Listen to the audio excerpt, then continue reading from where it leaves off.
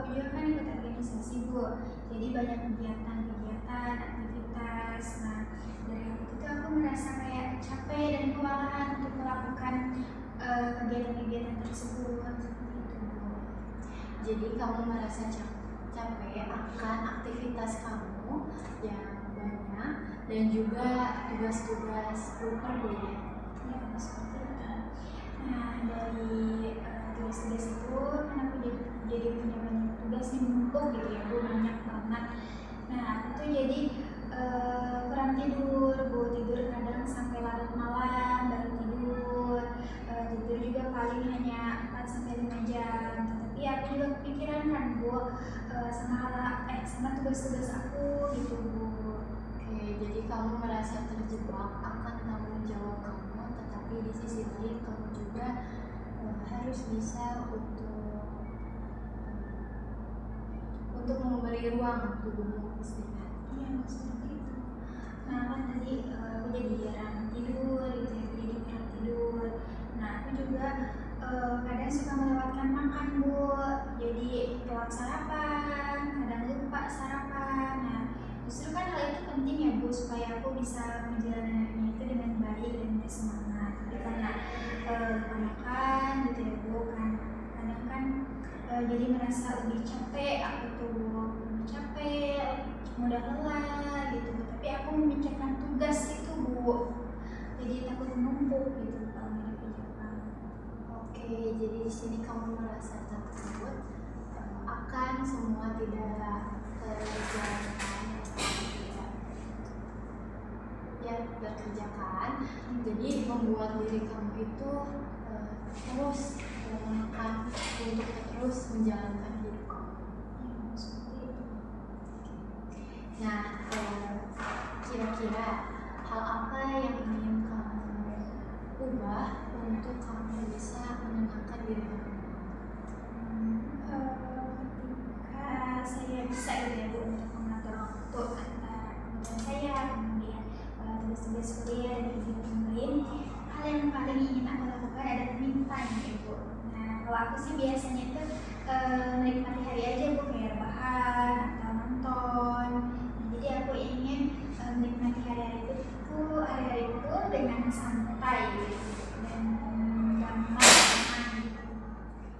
Jadi kamu hal yang ingin kamu lakukan pertama kali itu me time, agar kamu memiliki banyak waktu untuk bersantai dan juga terasa santai, tenang, damai gitu. Ya, seperti itu. Apakah ada lagi? Kan selain tugas-tugas kuliah, aku juga, ibu aku khususnya ya Bu, menaruh harapan yang besar kan untuk anaknya gitu Bu. Nah kemudian karena aku ikut organisasi, aku kan punya tanggung jawab ya Bu. Nah orang lain juga menaruh harapan ke aku gitu ya Bu. Nah dari situ aku kayak merasa terbebani gitu Bu, dari harapan orang lain, harapan orang tua aku khususnya Bu, seperti itu. Jadi kamu merasa senang karena kamu bisa dipercayai oleh ibu kamu sendiri dan juga orang lain. Tetapi di sisi lain kamu juga merasa takut akan mengecewakan orang-orang terdekat kamu itu. Iya seperti itu. Kemudian kan aku juga orangnya itu gak enak kan Bu, ketika orang lain minta pertolongan kepada saya gak enak Bu untuk menolaknya gitu Bu. Jadi kamu juga merasa ada hal yang gak bisa kamu tolak, sehingga menekan diri kamu untuk terus bilang iya dan juga bisa. Iya seperti itu.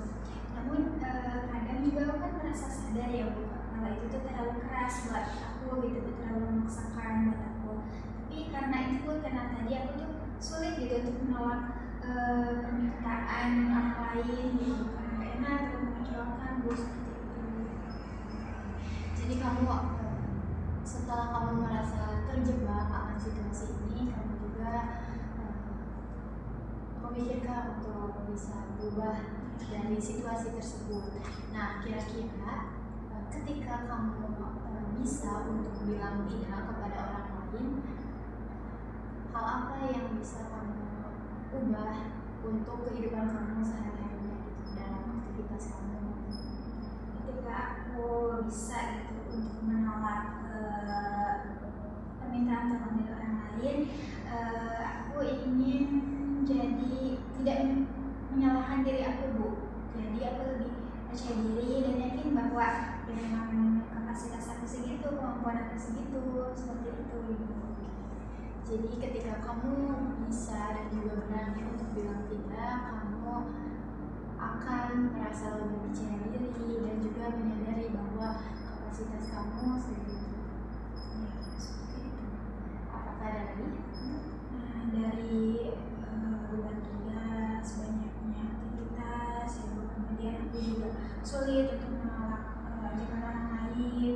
Aku jadi merasa kurang bersemangat gitu, Bu, menjalani hari gitu, kayak misalkan memenuhi tugas atau mengikuti kegiatan tuh karena ya memang tanggung jawab aja, Bu, bukan karena diri aku sendiri yang bersemangat untuk melakukan hal tersebut. Oke, jadi kamu di sini merasa semangat kamu itu menurun akan banyaknya aktivitas dan juga rasa tidak enak untuk menolak. Nah, dari kurang bersemangat kayak gitu pun aku jadi kehilangan motivasi, Bu, untuk melakukan hal-hal lain gitu, Bu. Kayak kapan sih gitu ini selesainya gitu, aku udah terlalu capek, mungkin terlalu lelah untuk melakukan hal-hal tersebut gitu, Bu. Ya, jadi kamu di sini merasa lelah akan aktivitas-aktivitas yang kamu lakukan. Ya, seperti itu, Bu. Nah, kadang suatu waktu tuh aku mencoba gitu menceritakan apa yang aku rasakan ke orang lain, tapi berakhir kita tuh jadi seperti ada nasib gitu, Bu, kayak ya udah ya memang aku juga merasakan gitu hal tersebut, kata teman aku tuh kayak gitu. Jadi aku merasa percuma aja gitu aku bercerita ke orang lain, tapi orang lain responnya malah seperti itu, malah jadi aku memendam aja, ya udah memendam aja apa yang aku rasakan sendiri. Jadi kamu di sini tuh butuh untuk dimengerti dan juga didengar tanpa adanya seperti tadi ada nasib itu juga. Nah, sekiranya kamu memiliki ruang yang aman di mana kamu dapat didengar tanpa dihakimi, kira-kira apa sih yang kamu ingin ungkapkan perasaan yang selama ini kamu pendam?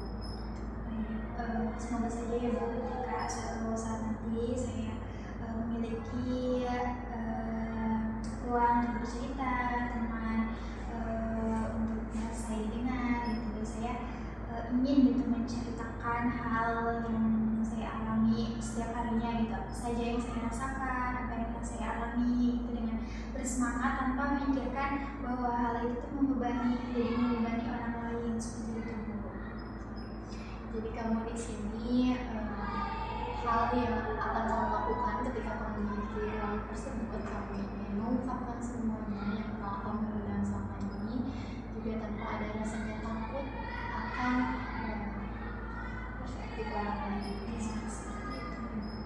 Terima kasih, Fani.